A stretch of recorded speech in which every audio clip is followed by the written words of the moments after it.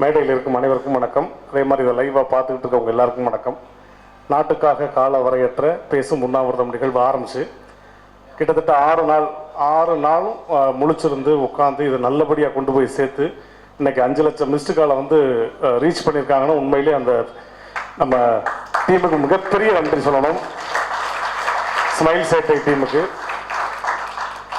ஏன்னா அவங்களுடைய டீம் கிட்டத்தட்ட ஒரு 70 பேர் இருக்காங்க. 70 பேருமே பார்த்தீங்கன்னா இவ்வளவு தூரம் கஷ்டப்பட்டது இந்த ஒரு நிகழ்வுக்காகத்தான். ஸோ அந்த 70 பேர் கொண்ட குழுவுக்கும் எங்களுடைய மனமார்ந்த நன்றி, வாழ்த்துக்கள்.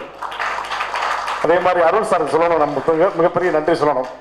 ஏன்னா இவ்வளோ பெரிய பில்டிங்கில், ஹார்ட் ஆஃப் த சிட்டியில் இவ்வளோ பெரிய பில்டிங்கில் இப்படி ஒரு நிகழ்வுக்காக இவ்வளோ பெரிய ஹால் கொடுத்து ஒரு 6 நாள் ஃபுல் ஏசி, லைட்டிங், கேமராவுக்கு, மற்ற இங்கே இருக்கக்கூடிய மக்களுக்கு உணவு, சாப்பாடு, தங்குறதுக்கு இடம், அவங்க ரெஸ்ட் எடுக்கிறதுக்கு எவ்வளவு வேலையுமே ஒரு 6 நாளுக்காக இந்த ஒரு நிகழ்வு வெற்றியடையும் அப்படின்றதுக்காக கொடுத்த அருள் சாருக்கும் அவங்களுடைய கொலீக்ஸ் எல்லாருக்குமே மிகப்பெரிய நன்றி.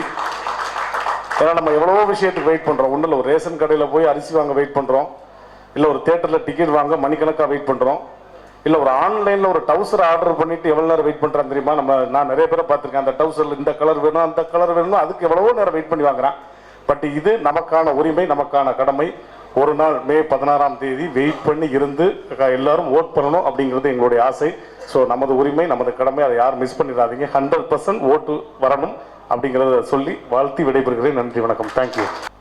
திரும்ப கோபம் தான் வருது. It is not the responsibility of only voting. நம்ம குழந்தைங்க, பெண் குழந்தைகள் முக்கியமாக போகிறதுக்கு பாத்ரூம்ஸ் இல்லை. ஒரு இந்தியாவே உலுக்கி எழுப்ப செய்ய போகுது. நீங்கள் எந்த பொத்தான அழுத்தணுன்றது மிக பிரமாதமான ஒரு ஒரு ஒரு அனுபவம். அது த ஃபர்ஸ்ட் டைம் 10 பொண்ணுங்களில் ஒரு பொண்ணை சூஸ் பண்ணி ப்ரொப்போஸ் பண்ண போகிறீங்க இல்லைங்களா?